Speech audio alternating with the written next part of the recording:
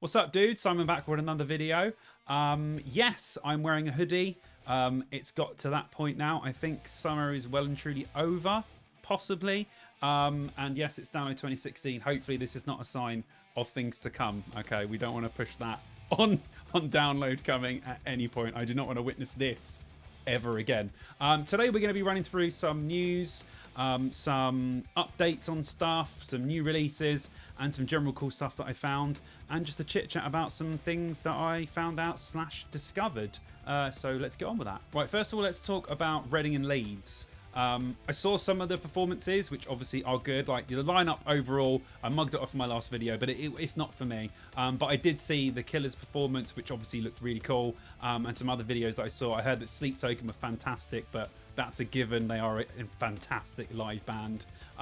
But let's talk about the aftermath, which is what everyone else is talking about at the moment, of Reading and Leeds Festival. As you can see by this footage, wowza. I mean, I know people moan about downloads and how messy we leave it, even though I would say 90% of the people I see are, you know, tidy up most of the rubbish, or at least put it in a pile or a bag so it's easy for the guys to get rid of afterwards.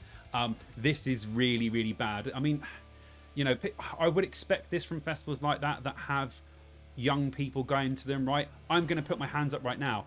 When I was much younger going to festivals, I would leave stuff everywhere, and that's what a lot of people did back in the days. Believe me, if you've only gone to festivals for the first time in the last, say, 5 years, you are living in a much better world than we did like 10 years ago. There was rubbish absolutely everywhere back in the day, and you know, I was guilty of that as well. I used to throw stuff everywhere, so I can blame the people for it, because, you know, now we are obviously moving way more towards a sustainable world, and everyone should be responsible for the rubbish that they create, especially young people if you think about it. But the Reading and Leeds demographic is much younger than other festivals, especially this lineup tailored very much towards a younger audience. So I would have expected more rubbish, but when you actually see it, it is a lot, and I do think that people, young or not, need to really take responsibility for the stuff that they're creating, and at least make some effort. I'm not saying it's everyone, because you can see from the footage there are gaps obviously where people have taken their tents and probably taken their rubbish with them, but yeah, it does look really bad, and actually makes me think, do you know what, going to like Downo, Bloodstock and Trees, we're actually really not that bad. I know there's still a lot of work to be done, but compared to this, we're not that bad. Till Lindemann was in the news this week. Obviously, the singer of Rammstein was accused of various things backstage with ladies. The German police have dropped those charges due to a lack of evidence. So we can now sweep this under the rug and, you know, just say that's over for now. I don't know what's going to happen in the future if something resurfaces, but I will now put them back on my possibly headlining download in the future list, because obviously I was going to erase them from that. If what was said about him was true, and obviously that would have repercussions on the band and them headlining festivals, for instance. So they might go into my tip for headlining download next year, because I really, really enjoyed their last album. I thought it was fantastic, and although they did tour it, I don't think they'd done any festivals. Well, definitely didn't do any British festivals. So I will re-add them now to my list of playing download. That's good for a Rammstein fan, that I can, you know, we can move on and get on with stuff. I don't know what's going to happen in the future. I haven't read into the details of any of it, but as the law says, there is no evidence against him. So I think that will have repercussions on the band, and they will be able to continue as normal, hopefully. So yes, Rammstein for download 2024? Maybe. Bring Me the Horizon's new album has been pushed back, unfortunately. I think it was supposed to be released in September, like September 15th. But a statement has come out from Ollie, just saying why that has happened, so I'll quickly read that to you guys. Syke said, "So I got some bad news. Next Gen won't be coming September 15th. There you go. Unforeseen circumstances rendered us unable to complete the record to the standard we'd be happy with." So I don't know if that has to do with any sort of editing or mixing complications, possibly some mastering ones, I don't know.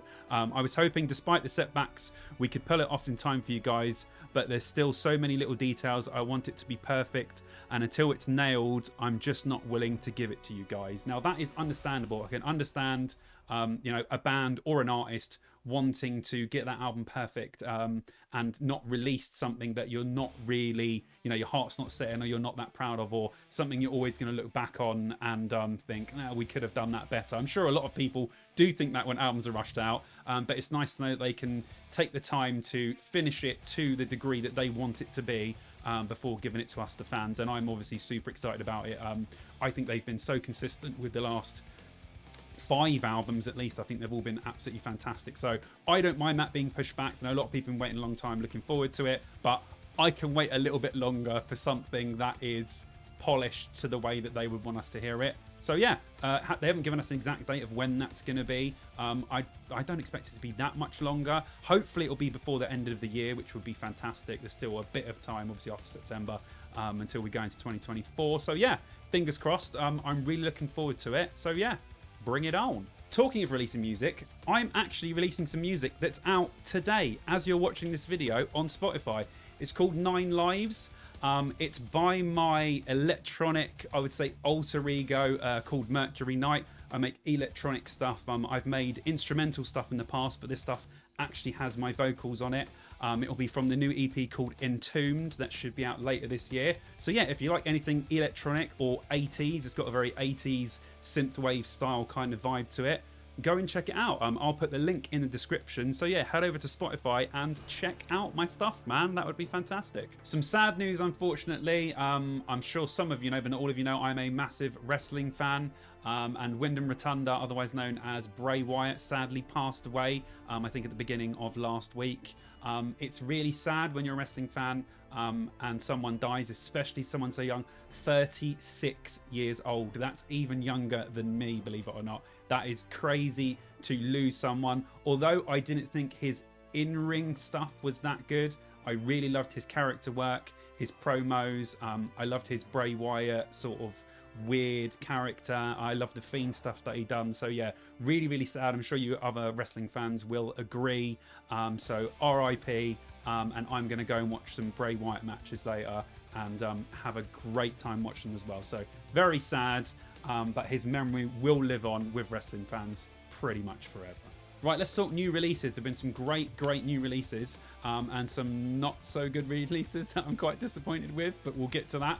But Head PE, one of my favourite underground bands, have released a new song called Detox, off of the upcoming album, I think of the same name. For Head PE fans, it harkens back to like Blackout era, which is weird because I remember Jared not speaking about that era particularly well of the band, but it really harkens back to that kind of Blackout vibe, and that sort of just after as well, that sort of sub noise era of them, which I really like. So yeah, I'm really happy with it. I really didn't like that Califas Worldwide album they done last, with all of the like features and stuff on it. We'll get to how I feel about people featuring on other people's songs. I know it was an album done in that vein, you know, along the lines of like, you know, Reanimation was a remix album, but you had people on it specifically. My problem with that is when people take a song that they can have by themselves, but they just put a guest on it that doesn't really add anything to the song. In fact, sometimes takes away from the song if it was just the artist itself. But I will get more into that in a second when I get to an album which has that exact problem. But yes, if you're a Head PE fan and you like them, definitely go and check out Detox if you haven't checked out their stuff in a while, because it's harkening back to sort of the early 2000s stuff, and it's really good. Teenage Wrist's new album, Still Love, has just come out. I consider their last album, Earth is a Black Hole, legitimately to be a 10 out of 10 album. I think it is spectacular all the way through. And when I got this album, I was actually genuinely disappointed. Not necessarily taken into context that obviously I consider the last one to be a 10 out of 10. I knew this wouldn't be that, but I am genuinely disappointed with the album itself. It still has some good songs on it, but I don't think the songs are as well crafted, or haven't just they just don't give me the same feeling that I got from listening to that album instantly. Also, I will say now about the features. The features on this feel almost sometimes out of place, sort of shoehorned in, or they don't feel adequate for the song. I would feel much comfortable if it was just pure Teenage Wrist songs, not featuring anyone else. I don't think that they add anything specific to the songs or make them any better than they would have been if they didn't have the features on them. So yeah, I'm disappointed with it. I've only listened through it once and then the first couple of songs again. So I did like them a little bit more. I'm sure this album will grow on me considerably, but I liked the last one instantly, and this one will take a little bit more time to grow on me. But yeah, it doesn't have quite the same effect. So I was genuinely disappointed with it. A lot of the magazines and online reported places have been giving it like 9 out of 10s, 4 out of 5s. So I will give it more listens. But obviously, if you're a Teenage Wrist fan, go and check it out if you haven't already. You guys can make up your own minds. But yeah, I was slightly disappointed, which was really annoying because, like I said, the last album was so incredible and I loved all of it. So yeah, slightly disappointed, but I'll give it another go. Before we go any further, over 60% of people that watch this channel are not subscribed.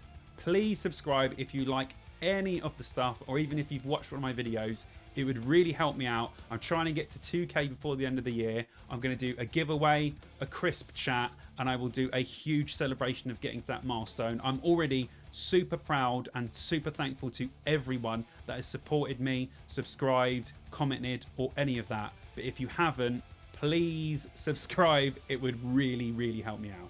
Holding Absence's new album, The Noble Art of Self-Destruction. Again, these guys just knock it out of the park every single time. Absolutely incredible album. I have listened to it once all the way through.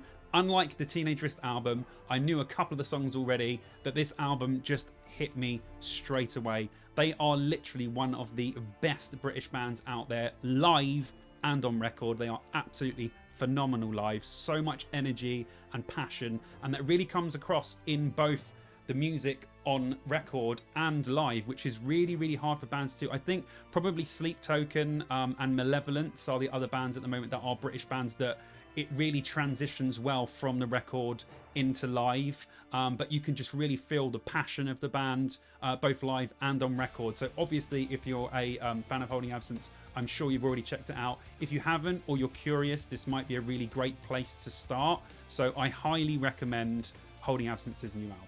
Something came up on my timeline today that absolutely blew my mind. It's been 15 years since the release of Slipknot's All Hope Is Gone. My mind was like completely, absolutely destroyed that it's been that long. But when you look down the title and all the tracks on this album, it's absolutely unbelievable. It's weird that, I think I talked about it before, that it's never in anyone's like top Slipknot albums. It always seems to be in the middle or at the bottom. I think it's genuinely an unappreciated one, even though it contains like massive well-known Slipknot songs. Like if you go down the list now, you Sulfur, which is unbelievable, Psychosocial, which is obviously one of the biggest Slipknot tracks, Dead Memories, which I think is an underrated gem of Slipknot, Gehenna, which is just such a great song. That vocal hook, man, with those falsetto vocals is incredible.